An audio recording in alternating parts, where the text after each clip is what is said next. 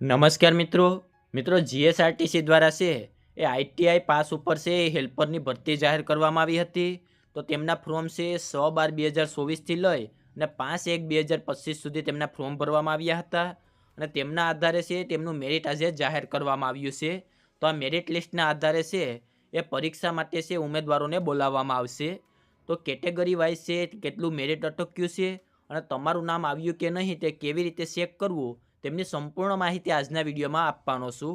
એની પહેલાં અમારી ચેનલમાં પહેલી વાર આવ્યા હોય તો ચેનલને સબસ્ક્રાઈબ કરી દેજો, જેથી આવી ભરતીને લગતી તમામ માહિતી છે એ સૌથી પહેલાં તમારા સુધી પહોંચી શકે। તો ચાલો મિત્રો આપણે આજનો વિડીયો શરૂ કરીએ। તો મિત્રો આ મેરિટની જે પીડીએફ છે એ જોવા માટે સૌપ્રથમ તો છે આ મેરિટની પીડીએફ આપેલી છે। તો તેમાં તમારા કન્ફર્મેશન નંબરની મદદથી છે એ તમે તમારું નામ આવ્યું કે નહીં તે ચેક કરી શકો છો।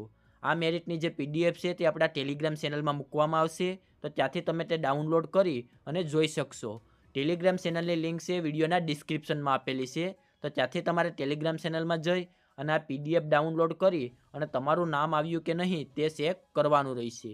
હવે આપણે કેટેગરી પ્રમાણે કેટલું મેરિટ અટક્યું છે તેમની વાત કરીએ તો સામાન્ય એટલે કે જનરલ કેટેગરીનું સામાન્યનું છે એ 52.074 અટક્યું છે, મહિલાનું 27.814 અટકેલું છે। ત્યારબાદ આર્થિક રીતે નબળા એટલે કે ઈડબ્લ્યુએસ સામાન્યનું 38.225 અટકેલું છે, તેમાં મહિલા માટે જગ્યા નથી। ત્યારબાદ ઓબીસી એટલે કે શારીરિક શૈક્ષણિક પછાત વર્ગ છે તો તેમનું સામાન્યનું 49.126 અટક્યું છે, મહિલાનું 35.041 અટક્યું છે। ત્યારબાદ અનુસૂચિત જાતિ તો તેમનું સામાન્યનું 50.015 અટક્યું છે અને મહિલા માટે તેમાં જગ્યા નથી।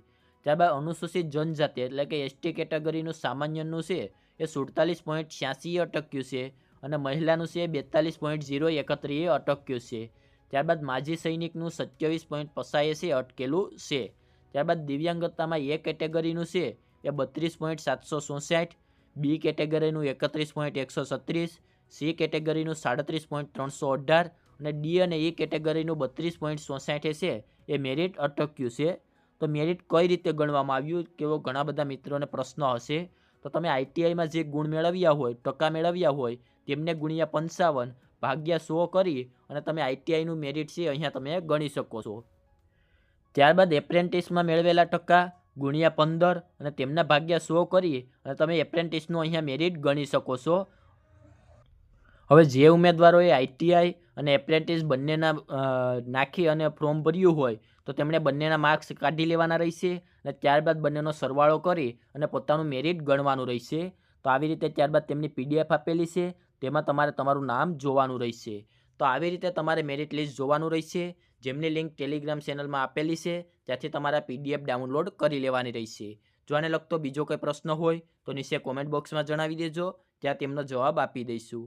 અને આજના વિડીયોમાં આપવામાં આવેલી માહિતી સારી લાગી હોય તો વિડીયોને લાઇક કરી દેજો અને અમારી ચેનલમાં પહેલી વાર આવ્યા હોય તો ચેનલને સબસ્ક્રાઈબ કરી દેજો, જેથી ભરતીને લગતી તમામ માહિતી છે એ સૌથી પહેલાં તમારા સુધી